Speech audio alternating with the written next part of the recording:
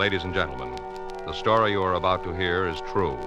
The names have been changed to protect the innocent. Dragnet is brought to you by Chesterfield, made by Liggett & Myers, first major tobacco company to bring you a complete line of quality cigarettes.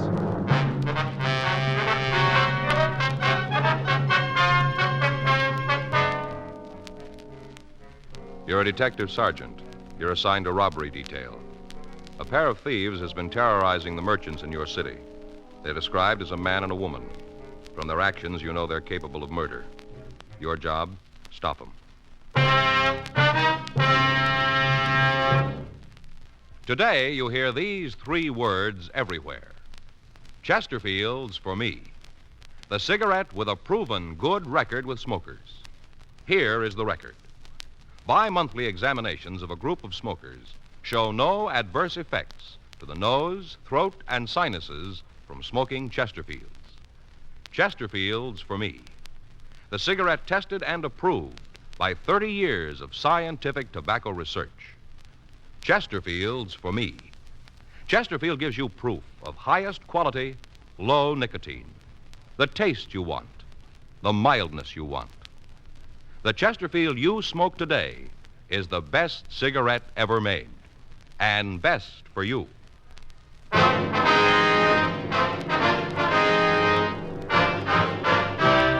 Dragnet, the documented drama of an actual crime. For the next 30 minutes, in cooperation with the Los Angeles Police Department, you will travel step by step on the side of the law through an actual case transcribed from official police files. From beginning to end, from crime to punishment, Dragnet is the story of your police force in action.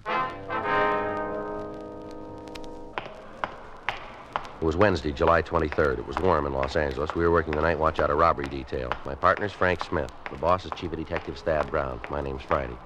I was on my way back from the main jail, and it was 8:16 p.m. when I got to room 27A. Robbery detail. Hi, Slats. Joe, any word from Frank? Yeah, I talked to Skipper this morning. He said they were having a little trouble with that extradition. Anything big? No, I guess not. Chief Brown said the authorities back in St. Louis would get it straightened out. Frank ought to be back in the middle of next week. Mm-hmm. Skipper said he wants me to work with you on that liquor store thing. Gaffney and I can use some help. We run down just about every lead there is. They all end up in the same place. Well, I got a little of it. You want to fill me in on the rest? Yeah. Hot shot, I'll get it.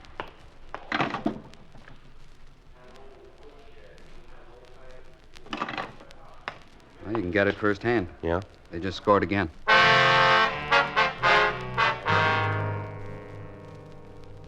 Sergeant Slats Henry, Tom Gaffney, and I went downstairs to the carpool. We took out our robbery car and we rolled on the call code 3.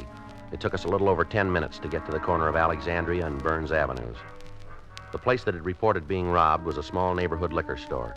By the time we'd gotten there, a radio car had answered the call, and a felony car from Hollywood Division had gotten there. While Gaffney talked with the men in the felony car, Slats and I went inside the store to see the victim.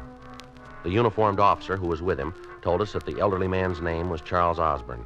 We got what information the officer had been able to get, and while he went to his unit to get out a broadcast on the suspects, Slats and I talked to Osborne. Well, there isn't much to tell. I guess they worked it the same way they've been doing. Just the way Howard tells in the papers. The same. Mm-hmm. There were two of them, were there? Yeah, a man and a woman, two. Might be better if you told us just exactly what happened. Well, just pick up any paper. It's all there. They've been doing the same thing for a couple of weeks. I don't understand it. I don't. What's that, Mr. Osborne? Well, these two just walk into any store and take what they want. You guys don't seem to be able to stop them. You go great guns after they've held up somebody, then you're great. But where are you when they're doing the robbing, huh? Where are you then? Where? Well, if you'll just calm down here and tell us what happened, we might be able to do something about it. Oh. Well, they come in just like always. About what time was that? Well, it must have been around 8. I was a little too busy to look at my watch. Mm-hmm. You want to go ahead? Well, there was two of them, man and a woman. Yes, sir. Man and a woman stood over there at the door. Woman walked right up here at the counter, right up, and stood there. First off, I thought she had a cold or something. Wasn't long that thought held on, though. No, sir, not long at all. Yes, sir. Turned out to be a mask. Handkerchief, you know, right across here. Right here across the face. About that time, of course, I realized there was something was wrong, you know. Anybody walks into a store with a mask on, they don't mean no good. Oh, none. Yes, sir. Did you get a good look at the pair before they put the masks on? No, sir, not at all. No. They had them kind of up over their mouths when they come in, kind of like they was going to cough or something. Then they took their hands away, and I could see that the handkerchief was tied right on. Tied. Yes, sir. You want to go ahead? Well, this woman come over to the counter and asked me for a bottle of Canadian whiskey. Just as calm as can be. Asked for it right out. Now, mind, you see, all this time I thought she had a cold. Yes, sir. I walked over, you see, there. Yeah, that's where I keep the Canadian stuff, and got a bottle. I see. Got it right down, and I turned around, and there she was, just standing there with a mask on. Had it tied right around, tied. Yes, sir. What happened then? Well, I asked them what the big idea was. I thought that maybe they was playing a little joke, you see. They was, but it was on me. Woman told me to put the bottle in a paper bag and put the money in the bag, too. Told me to open the register and just put all the money right in the bag. Did you see if they were armed? No wonder you haven't caught them. Sir? You got a life-size picture of me giving them the money if they wasn't armed. You got that kind of idea?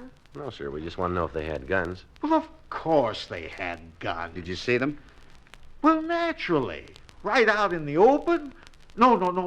Wait a second. Come right down to it. I didn't actually see them. The fella, he was at the door over there. He had his hand in his pocket. She had her hand in a purse, see? Like this. Mm-hmm. You see? Mm-hmm. Like this, kind of. Come right down to it, I didn't really see them, no. But I'm sure they was there, I'm sure. Yes, sir. Well, what happened after the woman asked for the money? Well, her and the fella just told me not to move for 5 minutes. Had me to keep real still. Said I wouldn't get hurt if I just took it easy. Then they left the store. They walk away from the place? Oh, no, sir. They had a car parked right out in front. Right in front. Got into that and roared down the street. I counted to 100 by ones and then called you. Did the uniformed officer get a description of the car? Yes, I give it to him right off. All right, Mr. Osborne, if you'd give us a description of the pair. Well, the woman was about, maybe 5'3", around in there, weighing around 130. Mm-hmm. How about the color of her hair? Red, just flaming red. Had blue eyes, so I guess her hair really was that color. What color were the eyes? Flaming red. I told you that no, before. No, sir, yes. not her eye. Her eyes. Yes. Oh, her eyes. Oh, I'm all confused here. Well, her eyes were blue. Yes, sir. So that's how I knew that. Hair was bright red. What was she wearing? Oh, had on a kind of beret, green, kind of green coat, red purse, red shoes, low heel. The front was cut out. Mm-hmm. How about the man? What did he look like? Oh, he's a big one. He must have been around 6 feet. I couldn't tell too good because he was standing over there with the door. Oh, but he was a big one, I tell you. He weighed about 170, maybe more. How about his coloring? Dark hair, dark eyes. Of course, I couldn't see anything very good. Then he had that mask on. What was he wearing? He had a blue suit on, looked kind of like it was linen. How about his shirt and tie? White shirt, black tie. Shirt was a button-down collar. No hat. Did either one of them have any marks or scars that might make it easier to identify them? Not that I could see, no, sir. Well, how about accents? Either of them have any kind of speech peculiarity? No. Exactly what did the woman say to you? Do you remember the words she used? Well, first off, she asked for the whiskey. Said, give me a bottle of Canadian whiskey. Didn't mention any special brand. Mm-hmm. Then when I brought it back, she said, just put it in the paper bag and empty the register in there, too. That's what the woman said. Did the man say anything at all? Well, when they was leaving, he said, stay put, Pop. Stay there for 5 minutes. You won't get hurt. Those are his words, exact. I remember them. Mm-hmm. All right, sir. We'd like you to come downtown and check some pictures for us, if you will. Well, I guess it'll be all right. You guys should sure get on the ball, though. It's getting pretty bad. Sir? Seems a little silly you can't catch these people right out instead of rushing around locking the door after the horse has been stole. A little late then, seems to me. Yes, sir. Well, they've been pretty lucky. They'll probably try this same thing again. Yeah. We'll try to beat it the next time.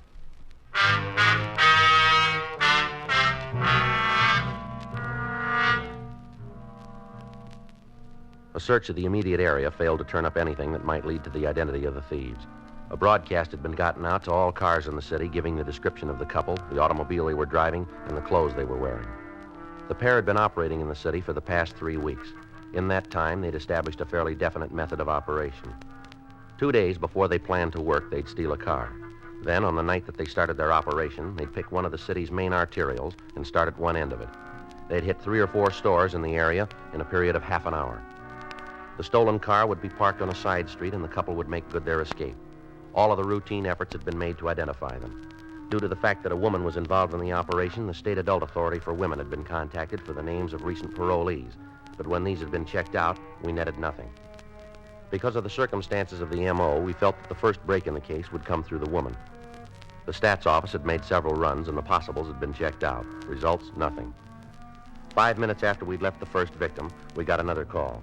The pair had hit again, further down on Alexandria Avenue. All right, let us through here, please. Officers, Let us through. Please.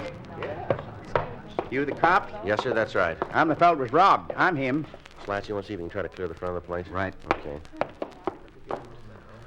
All right, sir, if you'd like to tell us what happened here. Terrible. Most terrible thing that ever happened to me. Yes, sir. I got to have a little something to calm my nerves. Gotta. Well, can I get you anything, sir? Don't have to, son. I got all right here. Whole store full of it. Just a minute. Yes, sir. A little brandy, that's what I need. Mother's sure going to think I took the little nip just to have it. Going to have to explain the whole thing to her. Imagine me being robbed. Yes, sir. Now, if you tell us what happened here. Say, excuse me, you like a little of this? No, sir. Yeah. Well, these two came in here not more than 5 minutes ago. Man and woman. Came right in and asked for a bottle of whiskey. Mm-hmm. Do you recall what brand? Didn't ask for no special brand, just said they wanted Canada whiskey. Blend. Mm-hmm. You'd be able to give us a description of them? Well, the woman had red hair, and that's about the only thing I do remember about her, other than the way she talked. How do you mean, sir? Foul mouth. The way she swore at me, just something fierce. What did she say? Oh, just swear words, you know. I guess I didn't get the bottle fast enough for him. She told me to hurry up. Only she didn't say it just like that. Where was the man during this time? Oh, he was over here at the cash register with a gun. Was the woman there, too? Oh, no, she stayed over by the door. Seemed to be the lookout or something. She didn't come much past there. Mm-hmm. Right there by the potato chip rack. That's about as far as she come. Mm-hmm. And you said they used guns. Did you get a look at them? Oh, yeah, big ones. I guess they must have been that long, and the barrel must have been that big round. Mm-hmm. What kind of a gun was it, would you know? I don't think I know what you mean. Or was it an automatic or a revolver? And I'm sorry, officer, but I don't understand. All I know, it was the biggest gun I ever saw. Must have been that long, that big around. Mm-hmm. Did it look like this one? Oh, no. No, that's just a pea shooter compared to the one that fellow was waving around. Mm-hmm. Did you see a car when they left? Yes, I did. Right out in front it was. Parked in front of the sign. Hey, you see there where it says reserved for patrons? Yes, sir. Right there. That's where the car was. After the fellow told me to dump the cash into the paper bag with the bottle, the woman opened the door, and both of them ran out and jumped into the car. Roared off down the street. But I got a good look at it. Real good. Mm-hmm. Then you can give us a description of it? You bet I can. Dark, 1953 Ford sedan. Four-door. Had one of them sun things on the front. You know, like a shade. Yes, sir. Used to have them on the buggies when I was a young man. Guess if you wait long enough, they get back to everything. Yes, sir. How much money did they get away with, sir? Oh, guess it must have been around $225. Round in there someplace. Give a couple, take a couple. Mm-hmm. Do you think you'd know either one of these people if you ever saw them again? No, you just bet I would.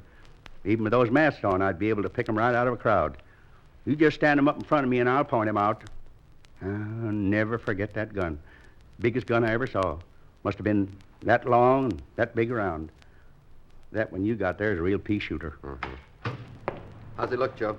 Well, it's the same couple. Description fits perfectly. I checked around the people in the crowd, found one old guy who says he saw the pair come out of the store. Got a good description of the car.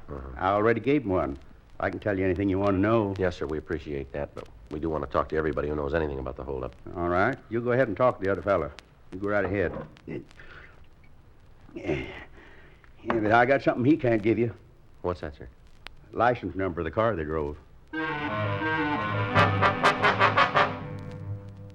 An immediate supplementary broadcast was gotten out to the cars in the area with special attention to the units covering Alexandria Avenue. The search for the pair of thieves went on, but as the hours passed and they failed to hit again, it became apparent that they had eluded us again. The next morning, the car was found abandoned on the east side of Los Angeles. It was a stolen vehicle, and after it had been checked with the crime lab for latent prints, we were no further toward apprehending the suspects. Conferences were held with the chief of detectives, Thad Brown, and it was decided to place an extensive stakeout on the liquor stores in the Hollywood area. From past performances, the pair seemed to work their operation in that general area more than the other parts of town. The stakeout was maintained for 3 days without results. On Tuesday night, July 29th, Sergeant Henry and I waited in the squad room for reports from the other officers out in the field. 1:15 a.m. Well, looks like another night shot. Yeah, still no action. Stores will be closing in about 45 minutes now. Yeah. You get a cigarette? I'm out. Yeah. I think there's a couple left in here. Yeah, just two. Here, go ahead. I'll go down the hall and get a couple of packs Well, later. that's all right.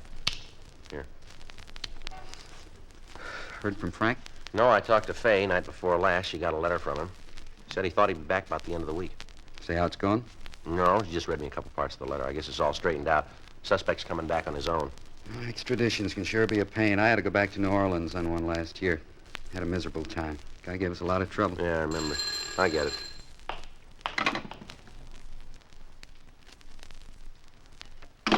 Now, let's go. They just hit again.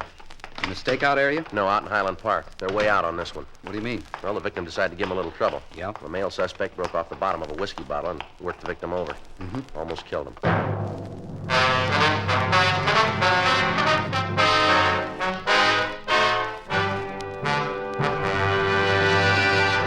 You are listening to Dragnet, the authentic story of your police force in action.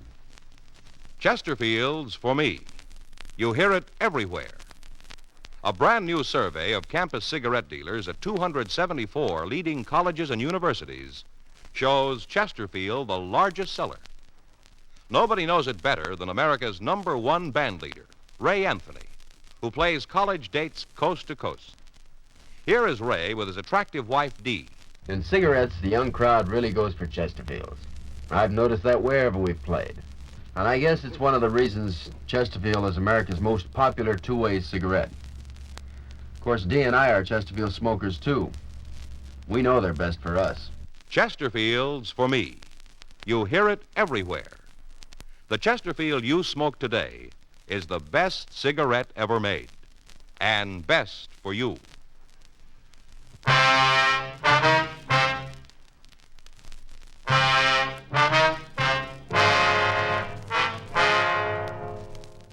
At 1:13 a.m., the pair of thieves had entered a small all-night grocery store in the Highland Park area. They'd gone through the usual part of their M.O., asking for the bottle of Canadian whiskey and then the money. However, when they asked the victim to turn over the money to them, he had told them to get out of the store. The male member of the team had grabbed the bottle, hit it against the counter, breaking off the bottom, and then struck the victim several times about the head and shoulders. When we'd gotten the call, the man had been removed to Georgia Street Receiving Hospital, where he was in a critical condition.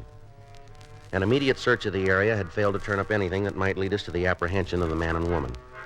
A citywide broadcast was gotten out on the pair, and arrangements were made for their description to be broadcast on the police television program. Newspapers carried the stories and joined with us in asking for full cooperation from the public. For the next 3 days, we received several calls with information on the suspects, but when all of these were checked and sifted, we were right back where we started. The stakeouts were maintained on the liquor stores, but the suspects failed to hit again. On Monday, August 4th, we got a call from the county hospital telling us that the latest victim was in condition to be interviewed. Slats Henry and I drove over to see him. He was unable to tell us anything more than the dozen victims before him had told us. 3:15 p.m. We went back to the office. Want to check the book? Yeah, I'll get it. Yeah, there's a message here that a Reese McKay called. He left a number. Say what he wanted? No, just wants us to call. This table, we gotta put something under this leg. It sure wobbles, doesn't it? Been that way for years. Yeah. I'd like to speak to Mr. Reese McKay, please. My name's Friday, Los Angeles Police Department. No, Police Department. Yes, surely. It's the attorney's office. Yes, sir? Mm-hmm. This is Sergeant Friday. Yes, sir. Certainly. When was this? Mm-hmm. All right, sir. No, we'll be right over. Yes, sir. Thank you very much. Oh, might be something. What'd he say? Woman was in his office this afternoon. Yeah? Said something about being involved in a robbery. Sergeant Henry and I signed out of the office and drove over to the address the lawyer had given me on the phone. We waited in the reception room for a few minutes, and then his secretary ushered us into Mr. McKay's office. Come in, gentlemen. Thank you very much. Thank you. I'm Reese McKay. Yes, sir. This is Sergeant Henry. My name's Friday. Oh, yes, you're the gentleman I talked to on the phone. That's right. Well, sit down and I'll try and tell you what happened. All right. Thank you very much. You've got to realize my problem in this thing. Yes, sir. What's that? Well, if this isn't anything worthwhile, I certainly don't want to have a client embarrassed. You can understand that. Yes, sir. Well, suppose I just tell you what happened, then we can go on from there. All right, that'll be fine. A couple of days ago, I got a call from a young woman who said she wanted me to handle a divorce for her. Mm-hmm. Well, we set up an appointment for her this afternoon. She came in and we went over the problem. I don't want to go into the detail of the divorce action. I don't think that'll have any bearing on the rest of it. All right, sir. Well, to get to the short of it, we were going over the necessary information. The door burst open and this man came in. Mm-hmm. I wanted to know what it was all about. My secretary was right behind him, seeing that he just pushed his way right through the reception room. Well, who was he, do you know? Well, he said he was the woman's husband. That true? Well, apparently, I told my secretary to wait outside, then I asked him what he wanted. He didn't pay any attention to me at first, said it wasn't any of my concern, told me to keep my nose out of it. Mm-hmm. Then he and the woman had a big discussion. Seems that he didn't want her to divorce him, made all sorts of promises how things would be different if she came back to him. Mm-hmm. At first, she seemed to go along with the idea. As you know, we like to effect a reconciliation wherever possible.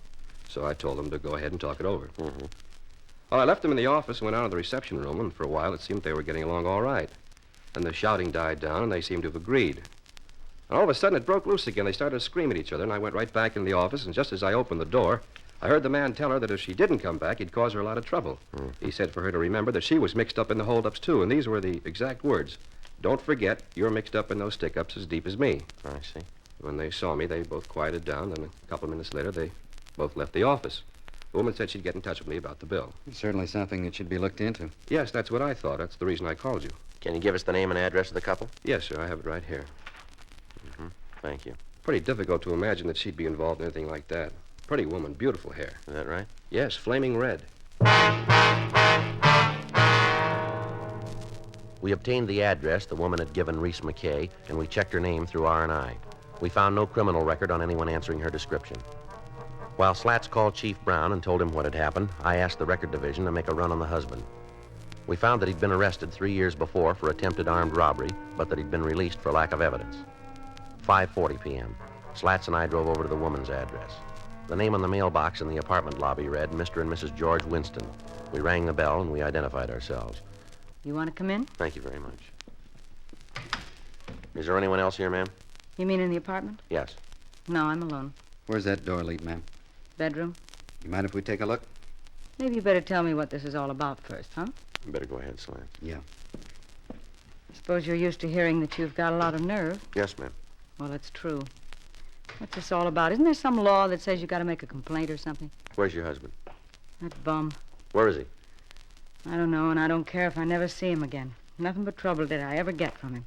Miserable man. Mm-hmm. You haven't any idea where he is? No. Don't think I'd tell you if I did until you let me know what this is all about. What's your husband do for a living, ma'am? You guys are so interested in him, why don't you ask him yourselves? Place is clean, Joe.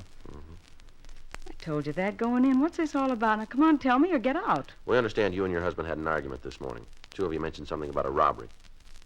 Oh, I understand it all now. Now it's all real plain. Look, what George said was a joke. That's all just a joke. He didn't mean anything by it. The way we got the story sounded pretty straight.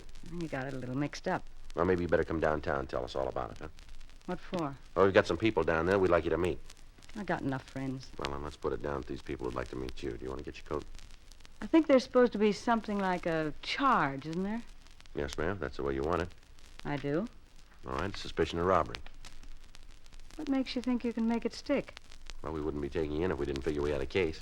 You'd save all of us a lot of trouble if you'd tell us where we can pick up your husband. What's in it for me? What do you got now? Nothing. Well, that's the best we can do. What makes you think you can hold up this kind of a charge? A dozen victims, for one thing. Slats, you want to check the closet, see if you can find the green coat and the red shoes and purse? Yeah. What happens if I've got a green coat? Well, it makes us look pretty good, doesn't it? A lot of girls got green coats. Yeah, we're looking for one. She's supposed to look like me? Description we got matches exactly. A lot of people in the world look like me. Same people who have green coats. Mm-hmm. Got him, Joe. Found him up on the shelf in the closet. Take a look. They match what we heard. Yeah, would you like to try this coat on, Miss Winston? And then we can get going. Okay, but you guys are sure going to find out that you're wrong. Is that right? You just bet, and it's going to cost the city a lot of money because I'm really going to make a big thing out of this. Well, if we're wrong, we'll admit it. Then you admit you could be making a mistake. No, we don't. I read in the papers where there was an old guy beat up in a robbery. Same ones you're after me for? Might be, yeah. How's he doing, the old guy? Well, we're not sure yet. He's going to live, though, isn't he? I told you, Miss Winston, we're not sure. You got a cigarette? Yes, ma'am, here. I want you to tell me something. Tell me true. What's that? You really think you can put me in those stores? Yes, we do. I can't make a deal, huh? Tell you things and have it go any easier? No, ma'am. All we can do is see that it's marked down that way. Best I can get? That's the best. I'll take it. What? I'll tell you about it. Tell you the whole thing. All right, go ahead. Well, you got the right people, me and George. I knew when he hit that old man we'd had it. Knew it right away. That's why we quit. I was afraid. If the guy died, you'd be able to get us for murder. I didn't like the robbery part, but I didn't want any part of a killing. I never did like the setup. Never. I used to tell George I didn't like it. That didn't make any difference to him. He wanted to be the big man. He used to sit here after hitting the places. George would get the morning papers and sit here and laugh at the cops because he had them running after themselves. You know where he is? Yeah. He's in a hotel down on West 7th, using the name Evanston. I'll give you the address. All right, let's go. Yeah. Oh, George. He's going to be real surprised when you walk in on him. Real surprised. Sure wish I could see the expression on his face when he finds out what's happened. Sure like to see it. Well, that makes you even, doesn't it? Huh? He'll want to see yours.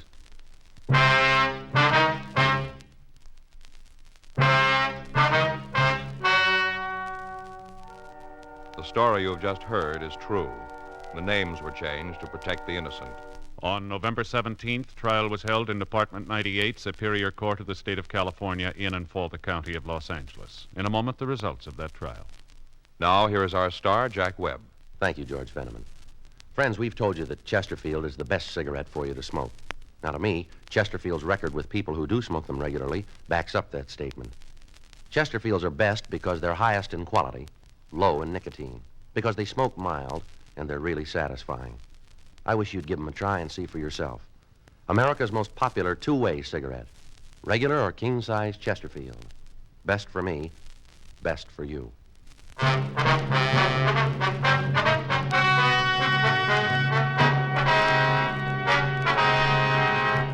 Geraldine Ruth Winston and George Roland Winston were tried and convicted of robbery in the first degree, 5 counts. They received sentence as prescribed by law.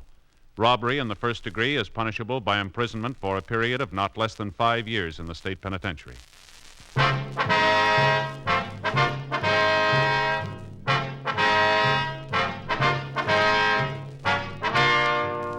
You have just heard Dragnet, a series of authentic cases from official files. Technical advice comes from the Office of Chief of Police W.H. Parker, Los Angeles Police Department. Technical advisors, Captain Jack Donahoe, Sergeant Marty Wynn, Sergeant Vance Brasher. Heard tonight were Vic Perrin, Herb Ellis, Vic Rodman. Script by John Robinson. Music by Walter Schumann. Hal Gibney speaking. Watch an entirely different Dragnet case history each week on your local NBC television station. Please check your newspapers for the day and time. Chesterfield has brought you Dragnet, transcribed from Los Angeles. Filter tip smokers, this is it. L&M Filters.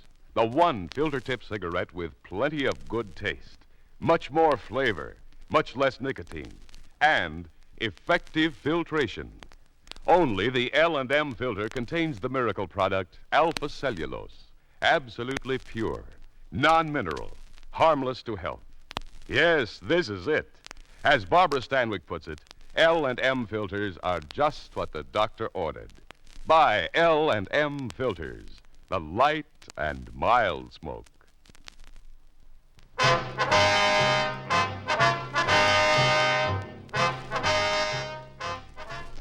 Hear Rocky Fortune following John Cameron Swayze and the news on the NBC Radio Network.